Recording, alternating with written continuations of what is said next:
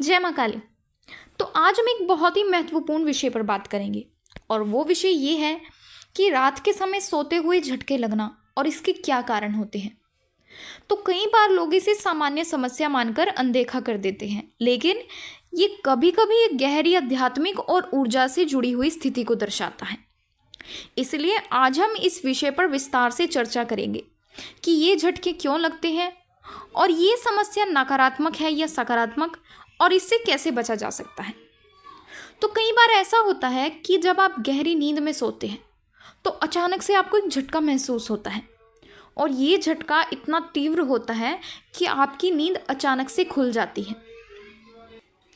कुछ लोग तो इसे सामान्य मानते हैं, लेकिन कई बार ये झटका आपके भीतर एक अजीब सी घबराहट और डर पैदा कर देता है और ये झटका महसूस करते हुए आपको ऐसा लगता है मानो आपकी छाती पर कोई भारी वजन आ गया हो, या कई बार तो आपको ऐसा लगता है कि आपकी छाती पर कोई व्यक्ति बैठा है, या इसी दौरान आपको कुछ ऐसे स्वप्न भी आते हैं जिसमें आपको ऐसा दिखाई देता है कि कोई बुरी शक्ति या कोई डरावनी औरत या कोई डरावना व्यक्ति आपकी छाती पर बैठा है और आपका गला दबा रहे हैं और उस समय पर आप बोलने की कोशिश करते हैं। आप अपने आसपास के आपके जो परिवार वाले होते हैं उनको उठाने की कोशिश करते हैं, उन्हें आवाज़ लगाने की कोशिश करते हैं। आप चाहते हैं कि आप हिले उसको हटा पाएँ, लेकिन आपका शरीर आपके कंट्रोल से बिल्कुल बाहर होता है। आपका शरीर ऐसा होता है मानो उसमें जान ही नहीं है, लेकिन आप देख सब कुछ रहे होते हैं, आपका दिमाग कार्य कर रहा होता है, लेकिन आपका अपने शरीर पर कोई भी नियंत्रण नहीं होता। यानी कि आप ना ही हिल सकते हैं, ना ही किसी को बुला सकते हैं और आपका शरीर एकदम सुन सा हो जाता है और ये अनुभव बहुत ही डरावना हो सकता है। कई लोग इसे स्लीप पैरालाइज का नाम दे देते हैं, लेकिन हर बार ये सिर्फ एक शारीरिक कारण की वजह से नहीं होता। कई बार इसके पीछे गहरी नकारात्मक ऊर्जाओं का प्रभाव भी हो सकता है और ये स्थिति अक्सर रात के 12 बजे से लेकर 3 बजे तक के बीच में बहुत ही ज़्यादा अधिक महसूस होती है और इस समस्या को आध्यात्मिक और ऊर्जात्मक दृष्टि से नकारात्मक शक्तियों का समय कहा जाता है।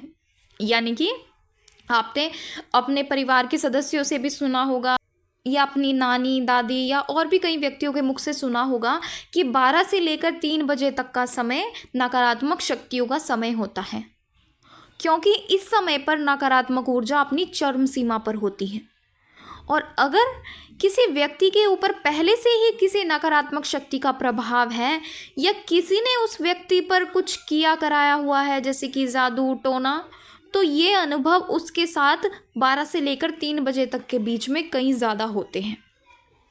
और इसके साथ ही इसके पीछे कई कारण भी होते हैं जो व्यक्ति को रात के समय सोते हुए झटके लगते हैं। और सबसे पहला कारण तो मैंने आपको बता ही दिया है कि नकारात्मक शक्ति का प्रभाव होता है। यानी अगर उस व्यक्ति पर किसी ने कोई जादू टोना कराया है तो उस समय पर उस व्यक्ति के साथ इस प्रकार के कार्य होंगे ही।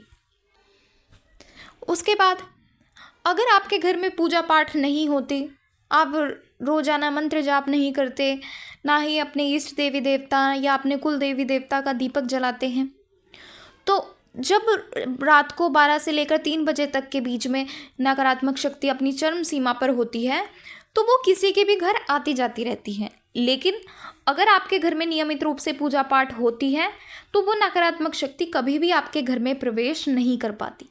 लेकिन अगर आप अपने घर में पूजा पाठ नहीं करते तो वो शक्ति जो बाहर घूम रही होती है वो आपके घर में भी प्रवेश करती है और फिर आपके शरीर पर भी वो अटैक करती है। तो इस दौरान आपको झटके महसूस होते हैं और ये अनुभव नकारात्मक ही होता है।